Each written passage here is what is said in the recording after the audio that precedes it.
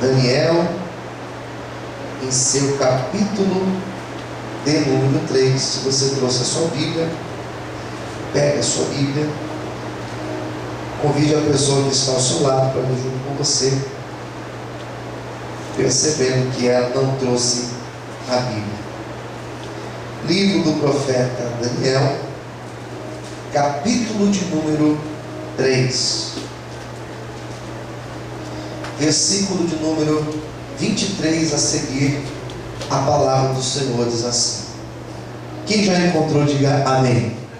Amém.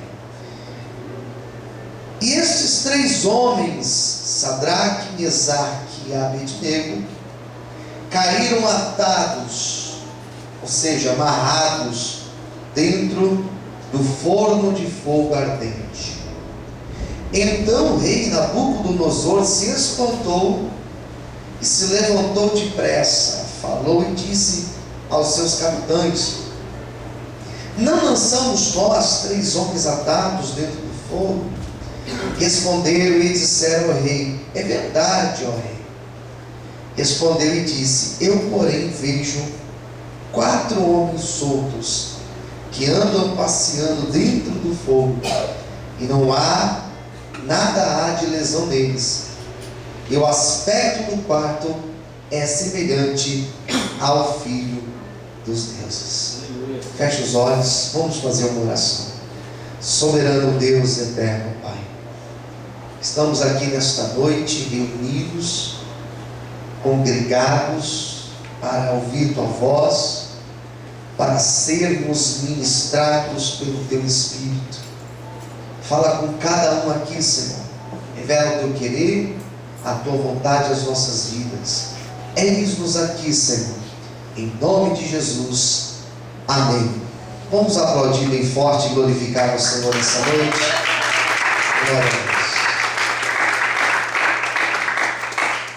Queridos, a história que nós acabamos de ler é uma história conhecida. O livro do profeta Daniel é um livro conhecido até.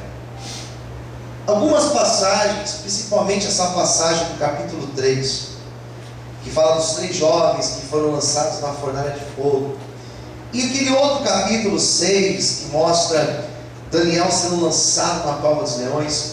Esses 2 capítulos de Daniel são os mais conhecidos, porque são 2 histórias que elas falam de uma grande obra de Deus, de uma grande intervenção de Deus. Essas 2 histórias, tanto a do capítulo 3 quanto do capítulo 6, a impressão que tenho é que quando nós lemos histórias como essa, se nós estamos sem coragem, se nós estamos por algum motivo se sentindo fraco, desanimado, ao ler uma passagem como essa do capítulo 3 e do capítulo 6, nós sentimos mais coragem, nós sentimos mais força, nós sentimos que a nossa esperança ela é renovada por Deus e em Deus, porque nessas 2 passagens, tanto do capítulo de número 3 como a do capítulo 6, elas irão mostrar uma intervenção de Deus. Elas vão mostrar um socorro de Deus, elas vão mostrar uma resposta, e uma resposta imediata de Deus. Então esses 2 textos, na verdade todo o livro de Daniel, mas especialmente esses 2 textos, eles nos servem para nos manter vivos na fé e na certeza, na convicção de que se Deus fez no passado, que se Deus fez na vida desses homens aqui, desses jovens, com certeza esse Deus, Ele também é grande, Ele também é poderoso para fazer na nossa vida, para intervir nas nossas causas, para intervir naquilo que nós precisamos nessa noite. Quem crê assim, diga amém. Amém? Então o livro de Daniel ele tem esse caráter. Percebe que este livro vai mostrar desde o começo que apesar desses jovens, apesar deste povo ter sido levado para o cativeiro, eles não estavam no cativeiro porque Deus não era poderoso. Eles não estavam sendo provados porque Deus não tinha poder para mudar a história deles. Mas eles estavam sendo provados por uma permissão de Deus. Aí tem uma grande diferença. Não é que Deus não tem poder de fazer na minha vida o que eu preciso.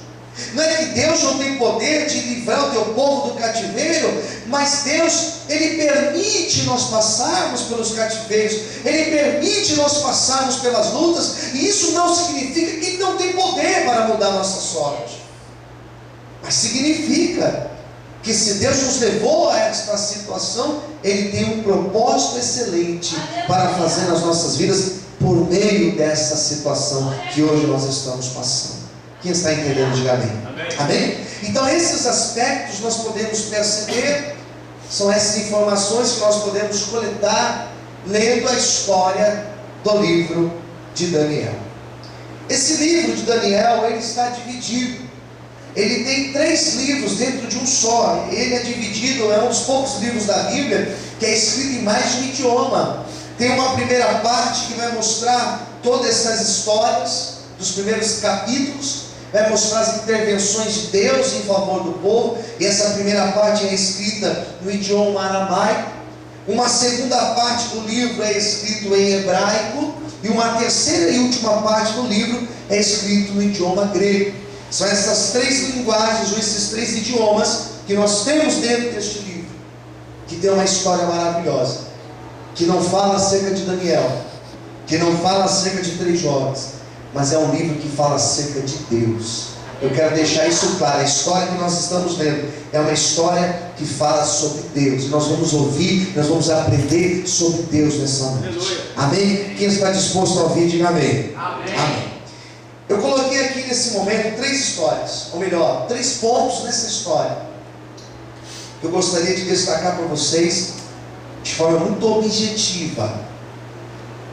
E a primeira coisa que eu percebo nessa história, no capítulo 3, se você ler no versículo 1 até o final desse capítulo, nós vamos encontrar a história de 3 jovens, que eram 3 homens de Deus, que eram 3 servos de Deus, que quando eles foram levados para aquela terra da Babilônia, eles eram bem jovens, e eles resolveram naquele lugar se manter fiéis a Deus. A primeira característica que eu percebo nesses jovens era a fidelidade que eles mantiveram na presença de Deus. Algumas pessoas, quando elas estão em momentos de provação, elas não permanecem fiéis a Deus. Algumas pessoas, quando elas estão passando por pressões na vida, elas se acham no direito de fazer o que não deve, de serem infiéis a Deus. Bom, já que eu estou passando por esta luta, já que Deus não me ajudou como eu gostaria que Ele me ajudasse, então eu vou fazer do meu jeito. Quem entendeu, diga amém. Amém. E esses 3 jovens, eles não tiveram essa mentalidade.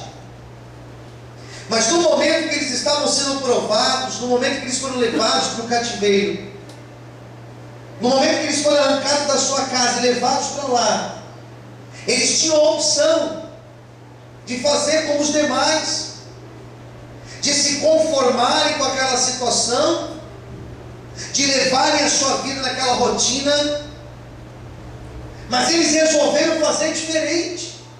Mesmo estando num ambiente hostil, mesmo estando debaixo de provação, mesmo estando não do jeito que eles gostariam que estivesse, eles permaneceram de joelhos, orando, buscando a Deus, fiéis a Deus, adorando a Deus, exaltando o nome de Deus, porque eles confiavam em Deus acima de qualquer situação. Amém. Eu aprendo com esses 3 jovens. Eu aprendo, e aqui está a minha primeira característica do texto, eu aprendo que vale a pena ser fiel a Deus e até as últimas consequências, até o extremo. Vale a pena agradar a Deus até o extremo. Quem entendeu, diga amém. Porque você está fazendo para Deus.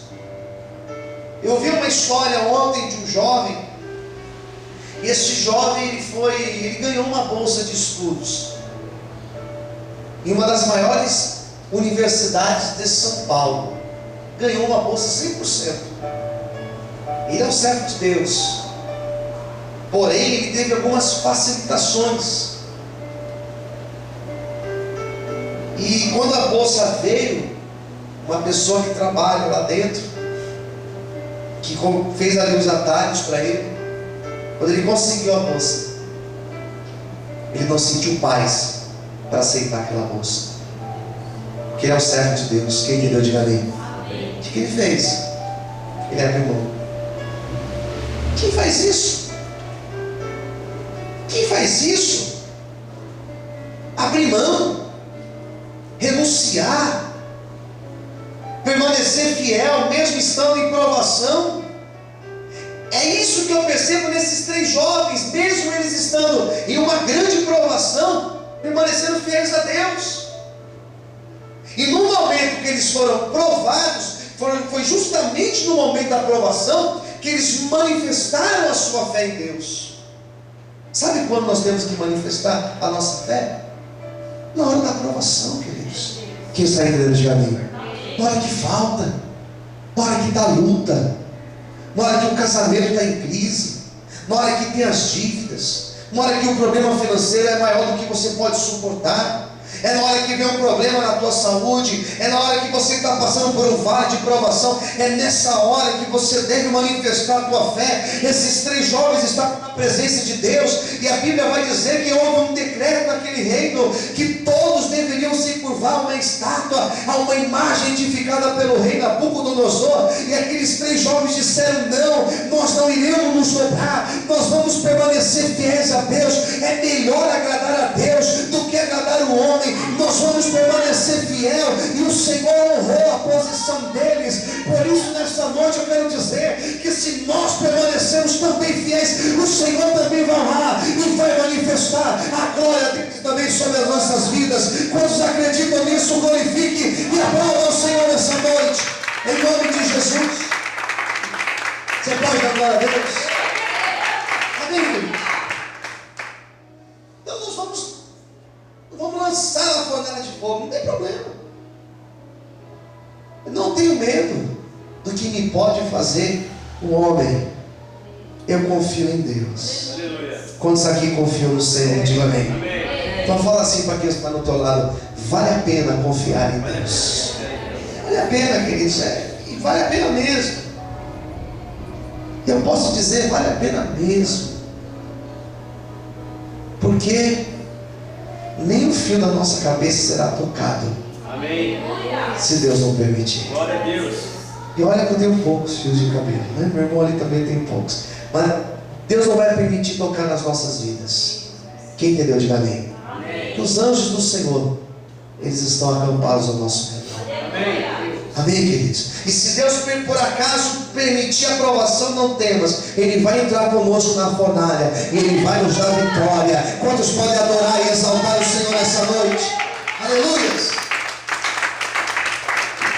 Amém? Qual é a primeira lição, ou a primeira ideia que nós tiramos do texto? Que nós devemos ser fiéis a Deus. Ser fiéis até as últimas consequências. Quem entendeu, diga amém. Amém. Segunda coisa, são 3. Em segundo lugar, percebe que esses 3 jovens ouviram uma palavra de ameaça e eles não temeram. Eles não tiveram medo. Amém, queridos? Amém. Não, nós vamos permanecer fiéis a Deus. Daí a gente pode pensar, quais convicções eram desses jovens para eles não sentirem medo? Porque em nenhum momento, pelo menos na Bíblia, não vai dizer que eles tiveram medo. Quais eram as convicções que eles tinham? Eu imagino que eles pensavam: bom, Deus está no controle de tudo. Quem concorda, diga amém. Deus está no controle. Deus só vai permitir se Ele, sei lá, se Ele quiser. Talvez eles tinham a convicção de: olha, Deus é poderoso. E Deus, até o último momento, Deus pode mudar o quadro. Eles poderiam ter essa fé. Concorda? Quem concorda, diga amém. Deus pode fazer alguma coisa e, sei lá, 45 do segundo tempo, Deus fazer alguma coisa acontecer. Eu não sei quais convicções eles tinham, mas eles não temeram. E penso que quando eles foram apontados, quando houve toda a história, não estou aqui me prendendo nos detalhes da história, mas apenas nas ideias, mas no momento que prenderam aqueles jovens e disseram: olha, já que vocês não se dobrarem, vocês serão lançados na fornalha de fogo, eu imagino que dentro deles existia a certeza: Deus vai fazer alguma coisa. Aleluia. Amém, queridos? Deus vai fazer alguma coisa. Quem tem essa certeza, diga amém. Amém. Fala para o teu irmão do lado: tem essa certeza hoje. Fala assim: olha, que Deus vai fazer alguma coisa. Amém? Então eles tinham essa certeza. Bom, uma coisa vai acontecer, né? Deus está controlando tudo isso. Aleluia. E eu começo a imaginar que conforme eles iam andando em direção à fornalha, tenta imaginar a cena da fornalha. Conforme eles iam caminhando para aquela fornalha, presos, talvez ali com as mãos para trás, como um prisioneiro, né? Eu imagino que conforme eles iam andando, dentro deles, eles diziam: Deus vai fazer alguma coisa. Aleluia. Até na última hora Deus vai mudar. Já teve essa sensação? Olha, Deus vai fazer. Não sei como, mas antes de acontecer, Deus não vai permitir. Deus não vai permitir. Deus não vai permitir. Já teve essa esperança? Quem já teve assim? Pode ser com a mão. Deus não vai permitir. Não vai permitir. Pastor, eu creio. Só que no caso aqui da história, a história diz, sabe o quê? Que Deus permitiu, queridos. Que Deus permite eles serem presos. Que Deus permite eles serem levados para a fornalha. E pior de tudo isso, Deus permite eles serem lançados lá na fornalha de fogo. Eu me preocupo quando eu ouço pessoas pregando esse texto e não destacam esse detalhe. Porque muitas pessoas, quando pregam nesse texto, falam daquilo que Deus faz. E realmente Deus fez. Mas não falam do que Deus permite. E você acha que foi fácil para aqueles 3 jovens serem lançados naquela fornalha? Não foi fácil. Nós estamos falando de minutos, mas na nossa vida acontecem momentos, ou dias, ou meses, que nós também não passamos por uma fase que é fácil. Nós temos fases difíceis. Quem concorda, diga amém. Na nossa vida tem muitas fases difíceis. E essas fases difíceis, elas são por permissão de Deus. E não significa que Deus não está no controle. Quem entendeu, diga amém. Então quando eles foram lançados, não significa que Deus tinha perdido o controle da situação, mas significava que Deus estava ali, que Deus tinha um propósito ali, e que Deus iria fazer alguma coisa. Amém, queridos? O Deus que eu prego nessa noite não é um Deus que livra de passarmos, mas é um Deus que quando nós passamos, Ele passa conosco pela luta, Ele passa conosco pela fornalha, e Ele garante o livramento. Amém? Quantos podem aplaudir e adorar ao Senhor nessa noite? Mais fortes palmas, aleluia.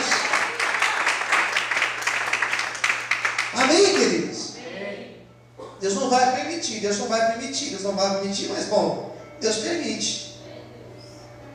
E às vezes Deus permite, irmãos, uma grande decepção na nossa vida. Posso ouvir amém? Amém. Às vezes Deus permite, sabe o que Deus permite às vezes? Uma grande tristeza na nossa vida. Às vezes Deus permite uma rasteira na nossa vida. E não significa que Deus não está conosco. Significa que Deus, Ele tem um grande propósito em tudo isso. Amém, queridos?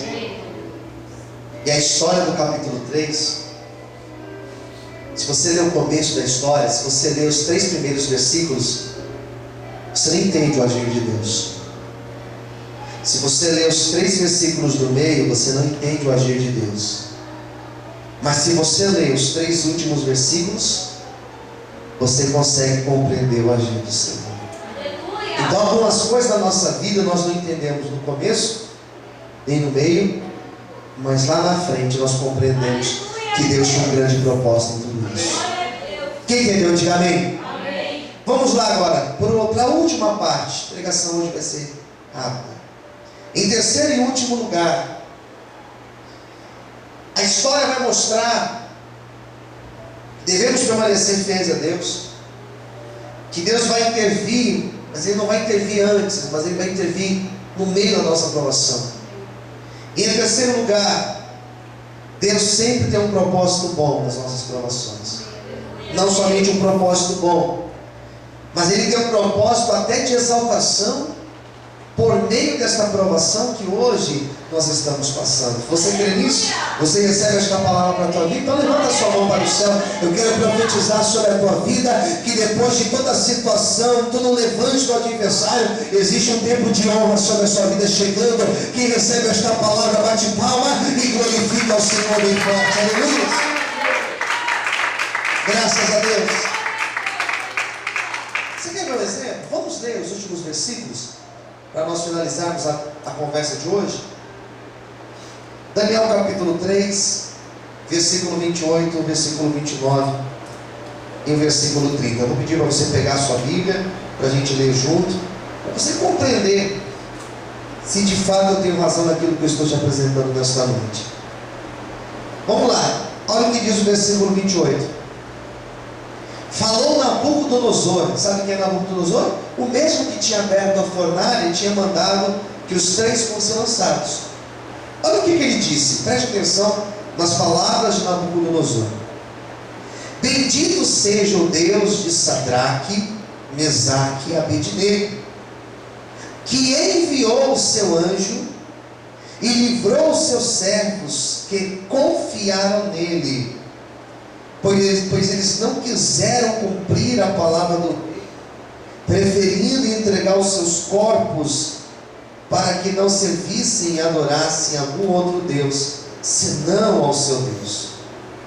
Por mim mesmo é feito um decreto, pelo qual todo povo, nação e língua, que disser blasfêmia contra o Deus de Sadraque, de Mesaque e Abednego, seja despedaçado, e as suas casas sejam feitas um monturo, porquanto não há Deus que possa livrar como este. Versículo 30, e aqui eu vou dar um destaque. Então o rei fez, qual é a palavra que tem na sua Bíblia? Prosperar. Mais alto, o rei fez o quê? Prosperar a Sadraque, Mesaque e Abednego na província de Babilônia. Quem está entendendo? Diga amém. Amém. Me responda uma coisa, para a gente encerrar. Esse rei conhecia Deus? Não. Ao contrário, esse rei, ele blasfemava contra Deus. Mas percebe que a obra de Deus na vida desses três jovens fez até aquele rei idólatra se converter. Quem percebeu isso? Diga amém. Percebe que até a obra de Deus na vida desses três jovens fez com que salvação viesse sobre o rei. Somente sobre o rei? Não. O rei daquele dia em diante, ele se converteu e ele baixou um decreto. Olha, a partir de hoje, nessa nação aqui, nós serviremos ao Deus de Sadraque, Mesaque e Abednego.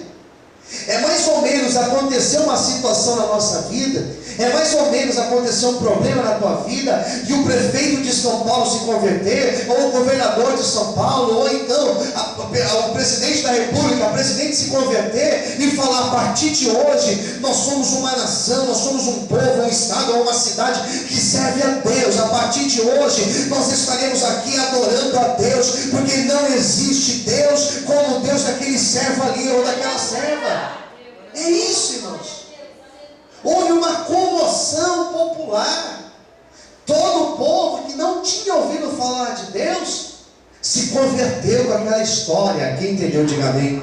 Deixa eu profetizar na tua vida. Levanta sua mão para o céu. Eu profetizo um tempo de conversão na tua casa. Eu profetizo um tempo de salvação na tua vida. E tem mais ao redor de você, aqueles que estão aí te observando, aqueles que te conhecem, aqueles que sabem até da tua história, até das tuas lutas. Eles vão saber que nós servimos um Deus grande e poderoso, Se você recebe esta palavra, bate palma e glorifica o nome do Senhor nessa noite.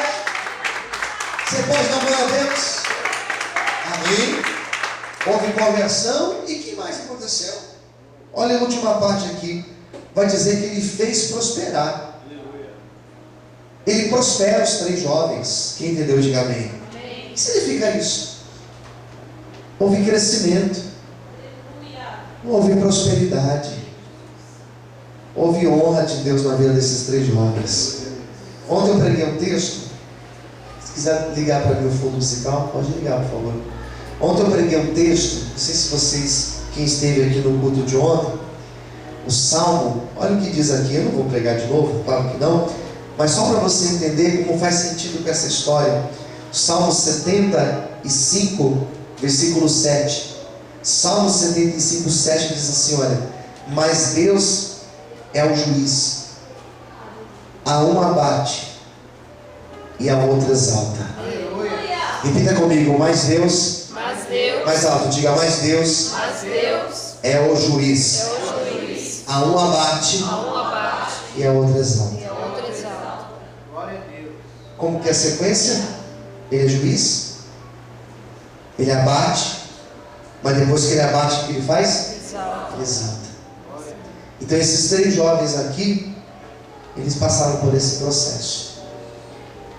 Foram abatidos, foram provados, mas depois Deus exaltou eles. E eu começo a entender, eu já fecho a minha Bíblia aqui, não vou estender. Eu começo a entender que alguns degraus, alguns lugares de exaltação, só chegaremos lá depois de sermos provados por Deus. Posso ouvir um amém? Amém. Em alguns lugares Deus só irá nos colocar se antes Ele nos passar pelas fornalhas da vida, das lutas e das provações. Por isso eu acredito que grande parte das lutas que nós temos hoje, elas são preparações de Deus. E eu arrisco dizer que nesta noite Deus está te preparando para uma grande obra, para um grande momento, para algo de bom, algo de exaltação para a tua vida. E eu libero esta palavra sobre ti, em nome de Jesus, e eu profetizo esse tempo de honra, esse tempo de exaltação. Você pode fechar os teus olhos agora. Eu profetizo esta palavra sobre a tua vida, que depois dessa luta, que depois desse grande problema, desse grande evento, que talvez tenha soprado lá na tua casa, que talvez tenha soprado em sua vida profissional, talvez tenha soprado na tua vida sentimental, eu profetizo sim, que depois de tudo isso, algo bom de Deus vai chegar, um degrau de exaltação o Senhor vai te pôr. Se você recebe esta palavra, abre a sua boca e glorifica a Deus. Recebe esta palavra e aplauda o nome do Senhor nesta noite, em nome de Jesus. Aplauda Ele bem forte, aleluia. Amém, queridos? E é nesta fé que eu vou. E é nesta fé que eu creio, e é nesta fé que eu caminho, com a certeza de que Deus não nos livra das fornalhas, mas Ele entra conosco, e lá dentro Ele manifesta a glória dEle na nossa vida. Que esta palavra possa permanecer no teu coração, que ela possa conduzir a tua vida. Se hoje você está no meio de uma grande fornalha de problema, não temas, porque o 4º homem da fornalha, Ele está conosco para nos ajudar. Glória a Deus. Amém? E eu profetizo salvação através dessa luta. E eu profetizo exaltação através dessa luta. Em nome de Jesus. Que Deus te abençoe. Vamos glorificar mais uma vez a